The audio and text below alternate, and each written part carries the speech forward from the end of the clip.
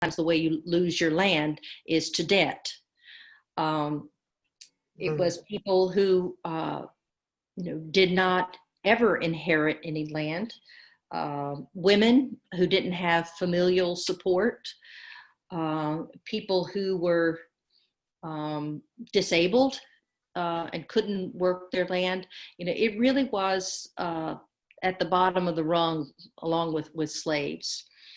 And we've had this, and still do, the same system, whereby particularly farm workers and migrant workers, where someone will come in, there'll be a place where day laborers all gather, and if they're lucky, they get selected to work. There's no contract or anything. They are given lower wages than law would require. A lot of immigrants work this way.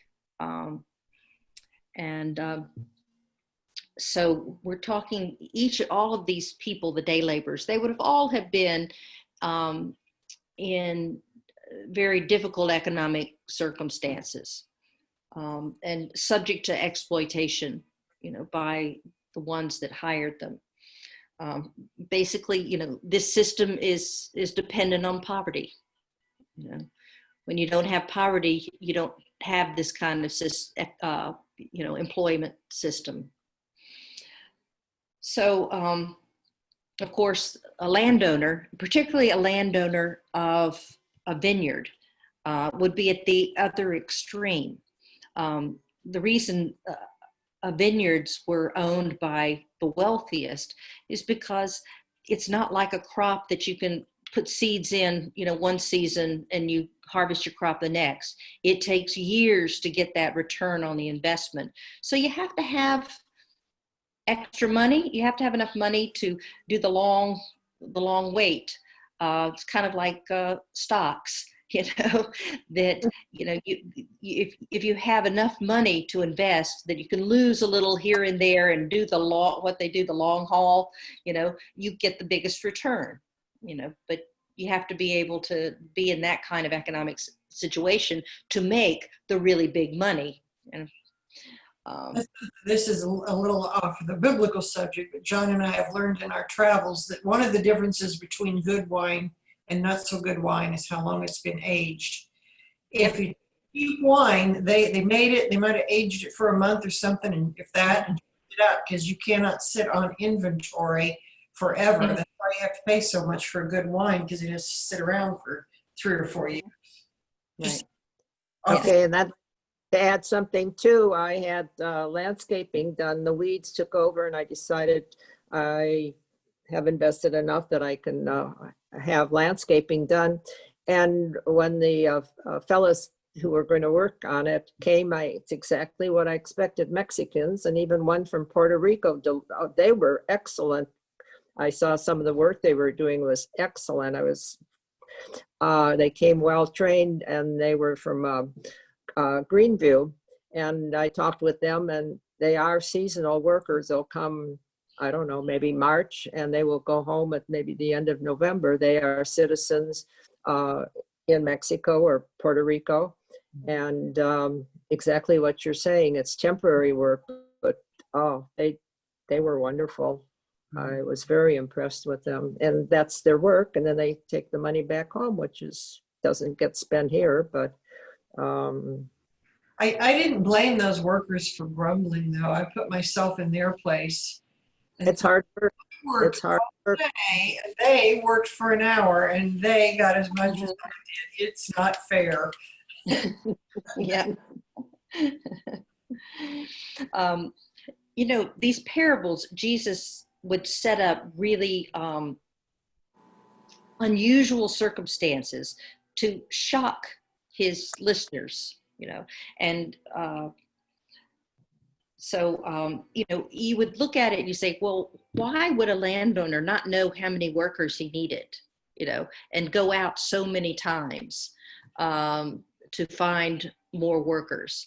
But that's something that would have piqued the interest of his audience there. At the end, it helped illustrate his point.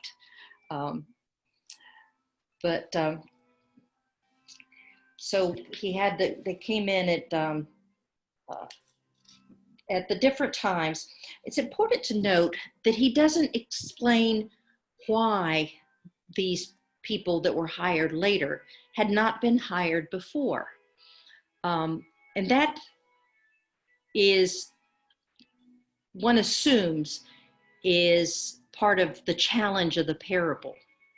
You know, what is not said, that we might make assumptions, but they're not there.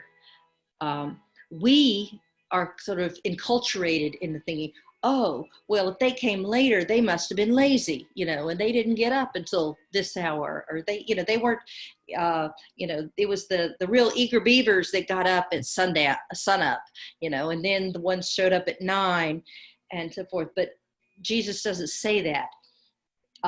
He asked them, you know, why they were there, and they said, because no one had hired them. So they were dependent on a system.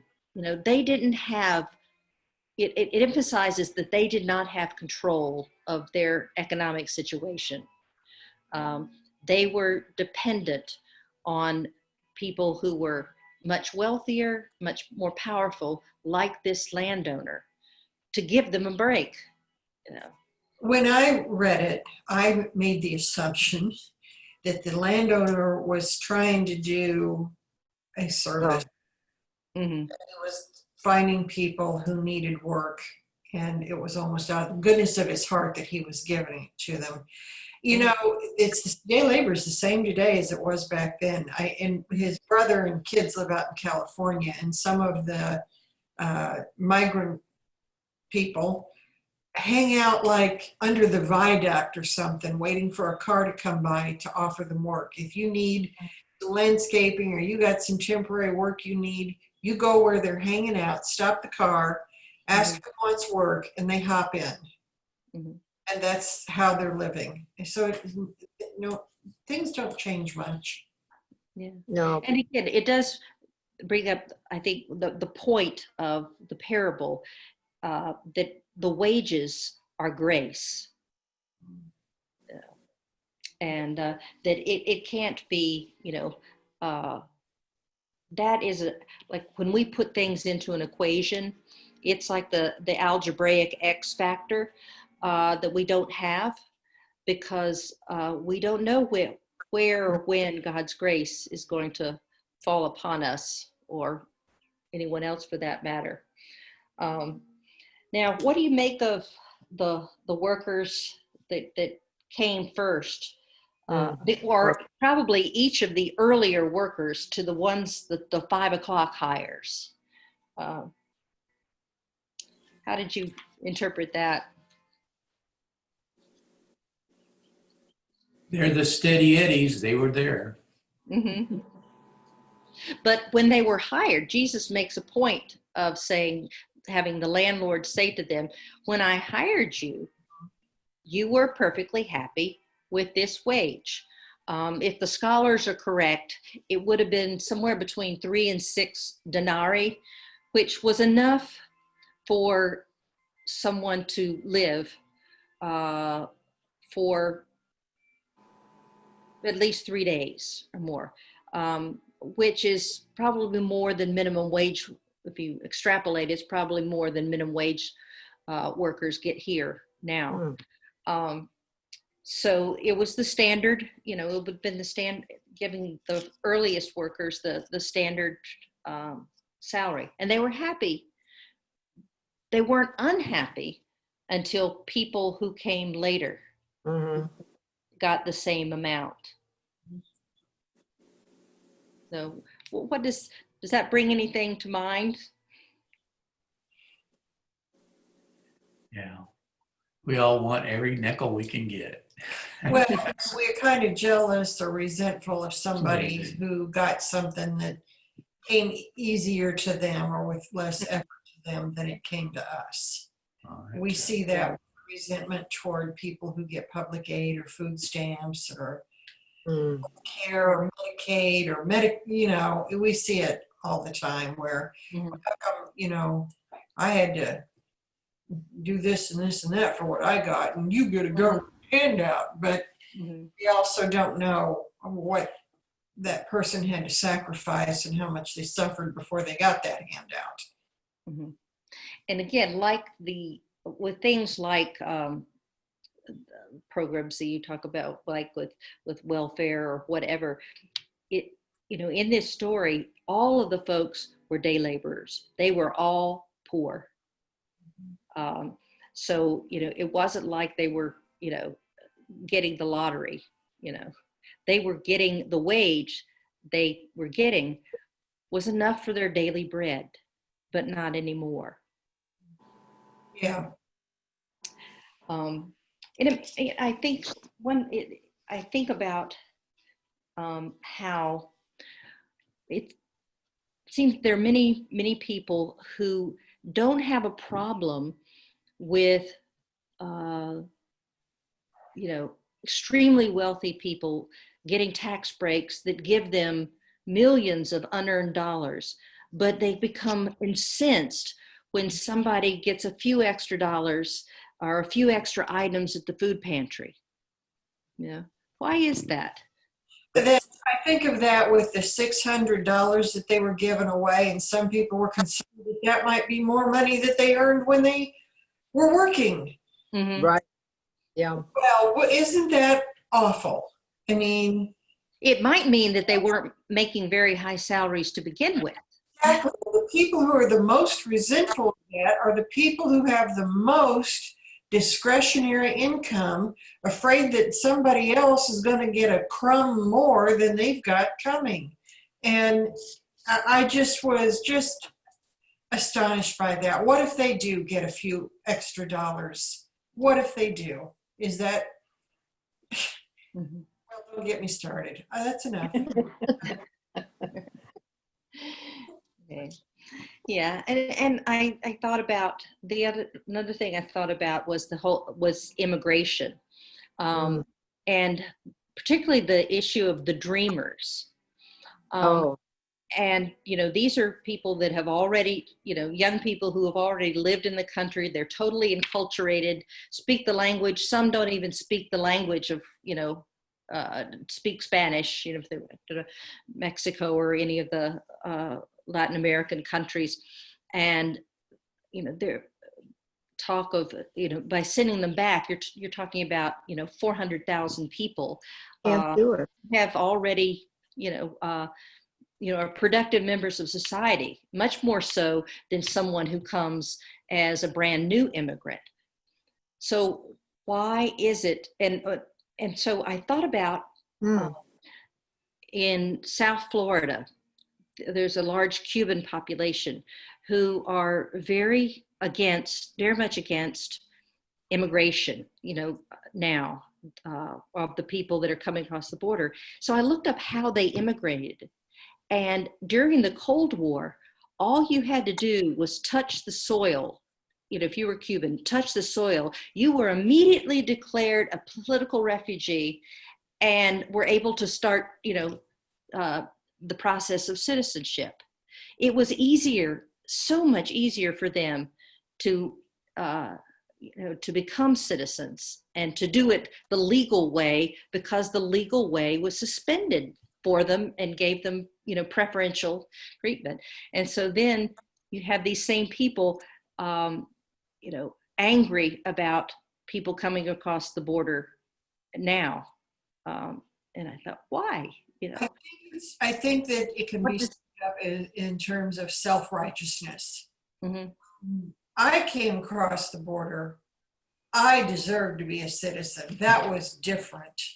But it was a gift, wasn't it? The system gave them a gift. They're thinking that they are somehow more righteous than the ones that are coming now, and that they deserved it more than the ones who are coming now. It's the same thing getting back to the $600 or getting back to very, very, very wealthy people who howl about having to pay taxes.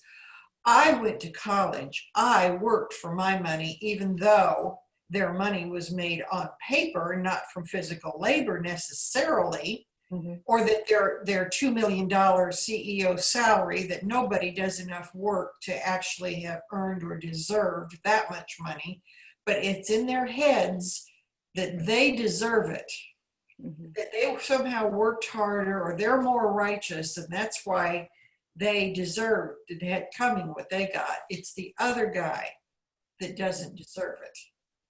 It's self-righteousness. And getting back to the dreamers, those children came over babes in arms. It was not their choice. And I don't think they should be punished because of what their parents did. I think we've educated them. We've spent our money, so to speak, educating them. I think we've got to do something and get those dreamers the opportunity to be U.S. citizens, because they are more or less citizens already, not just legally. Yeah. And many talents in these people. Who knows what brilliant minds some of them have. And we need those who wait on tables. I'm not criticizing that, or sweeping floors. These children came not of their own free will. Reward them their citizenship. Yeah, there. So I guess the thing that thing is, who does it actually hurt to give them citizenship? How does it take food out of the mouths of Americans? Because they, as non-citizens, they've never been eligible for any kind of entitlement programs. That's another, yeah. But, so they produced, their parents produced through paying taxes, but never got, what so-called government handouts because they weren't eligible for them. One thing that people don't realize is how much illegal workers are shoring up Social Security, because they have to pay into it, but they'll never be able to collect it. And I don't think people realize that. They think illegals are getting all the same perks as a citizen. They don't get unemployment insurance. They don't get public aid. They don't get a lot of things. And when you tell people that, they always come back with, yeah, but they can get hospital care if they go to the hospital. My answer to that is, all right, do you want a system where every time you show up at the hospital, you have to be able to prove you're a citizen to get treatment? I mean, that's the alternative. So, okay, they go to the hospital, I'll grant you that. They can get emergency room treatment. But this other stuff that you're so worried about, they don't get it. They can't get unemployment insurance. They can't get public aid. Apparently, they can get a driver's license, because you don't have to prove you're a citizen to get that. Or they don't ask that question. Maybe they should, but that opens up a whole big box of worms, because you can't look some people over and say, you don't look white European, you're going to have to prove you're a citizen. And not do that for everybody. You've got a funny sounding last name. You're going to have to show you're a citizen. We don't want to go down that route. Yeah. Yeah. Have to, if they talk about the hospital, maybe somebody needs to tell them the story of the parable of the Good Samaritan. There you go. Absolutely. I mean, the alternative is letting them die, or that doesn't really appeal. Or ill. Some people don't have enough of a conscience for that. You have to sometimes accept people's premises. Okay, so illegal immigrants get to go to the hospital. Do you want the hospital to start asking everybody who's a citizen and who's not? And if you can't show you're a citizen, they won't treat you? That resonates with people. Some says yes. Papers, show me your papers. Well, Yeah. Papers. that's a slippery slope. Well, Right. in Germany years ago, when I would be visiting there in Berlin, always heard about, well, I have to make sure I have my papers with me. And I don't know what that all involved. I'll just have anything I had, my passport, those were my papers, but any place that they went, government or sometimes some day trips, they had to have their papers, whatever it is, probably that they were citizens, residents in Germany, or I don't know, I didn't ask. In this country, they think their rights are being violated if they're asked to wear a mask so as not to spread disease. Can you imagine how incensed people would be if everywhere they went, they were asked to show their papers and prove their citizenship? Yeah. Yeah, we won't go into all of that with masks. I just was reading stuff this morning. Well, again, that gets down to what the Apostle Paul was talking about with community, and that without it, we're not living in the fullness of life. We have to live Bad together. things happen when we don't stick together. So I think if you had to sum up the issue of God's grace and how it played out in the Old Testament story with the Israelites and Jesus' gospel parable, how might you sum that up? God takes care. Whether we deserve it or not. Mhm. No merit system. I was I going think, to sum it up by saying equally- God is good. pardon? God is good. Believe me, the older you get, the more you realize that. And, well, I've gone through, and believe me, I talk to God and thank him every day for everything. And in 2 weeks, it'll be a year. So I do thank him. And I also look at Horace passed away when life was still good for all of us. He didn't have to face what we are facing. So I look at it that way. And I've been going through albums of pictures that his wife had put together, Anuta did not take. And wow, he had a good life. And I that makes me feel good. We all are going to end up not around anymore. But if you can look back and say you had a good life, and we are all very thankful for that. And I think one of the points when Paul was, struggling with, being with Christ or being in the world and doing things, it kind of flies in the face of the idea of, live it up because, tomorrow you may die. Paul was saying, no, you're living because you have a purpose. Yeah. Yeah, life's good. Mhm. I feel, for me anyhow, and I'm sure many others are similar. Life is good. Bob, we haven't heard from you today. I'm here. I'm listening. Oh, okay. No comment. Well. Okay, we'll try again next week. We'll join you.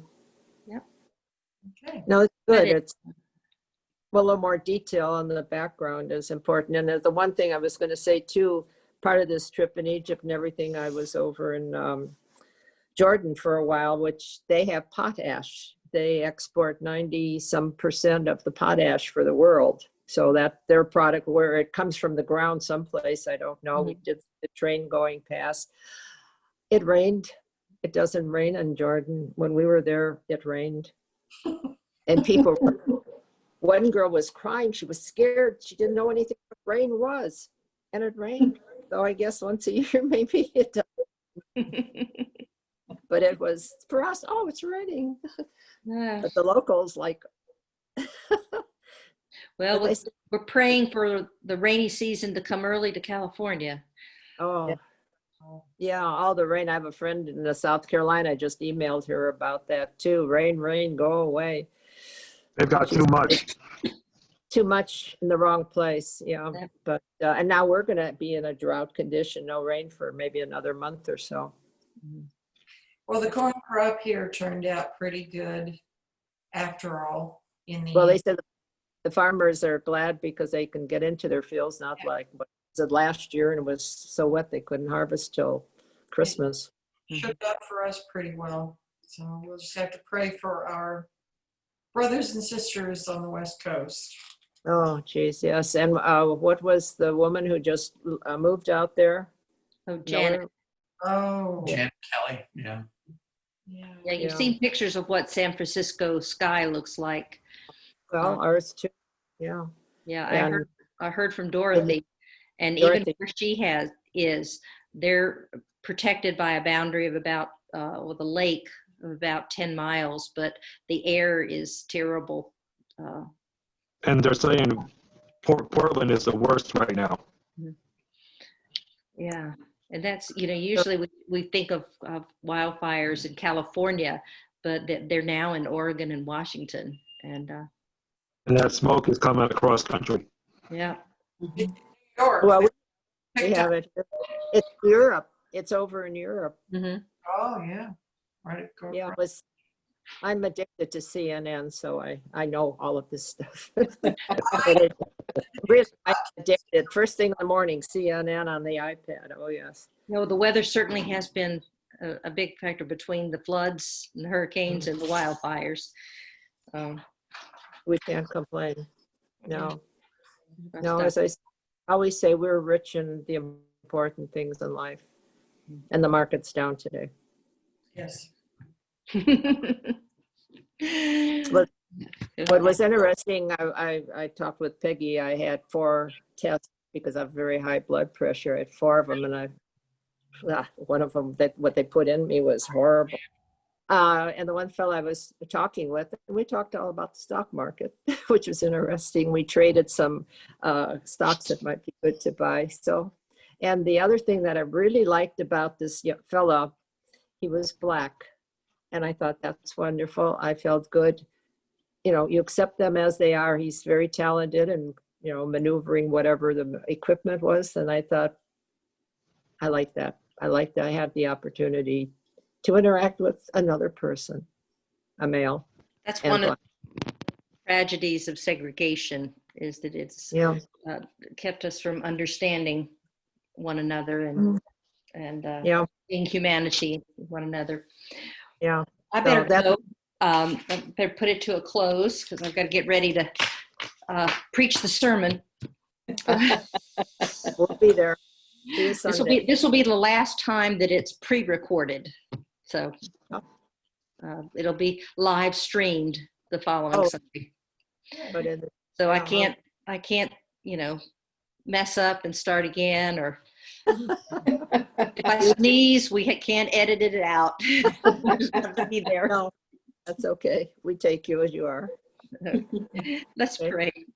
Gracious think- God, we thank you for this time together, and be with us.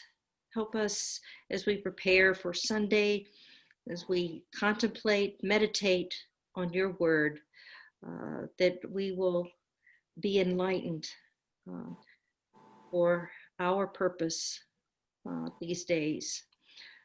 We ask that you be with those who are struggling now, those who feel unsafe, to give them comfort and peace of mind. In Christ's name we pray. Amen. Amen. Amen. I've sent off, I already told Peggy, I've sent a funny email to each of you. Oh, yeah, I saw it, but I haven't read it yet. I saw that I got it, so I'll check that out. I just had to. It's, you'll love it. It's simple. You don't have to read anything. Just look at the pictures.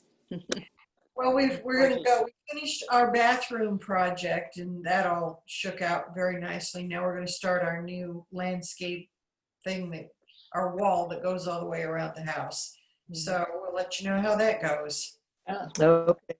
Okay. Bye-bye. Have Okay. a good day. Goodbye.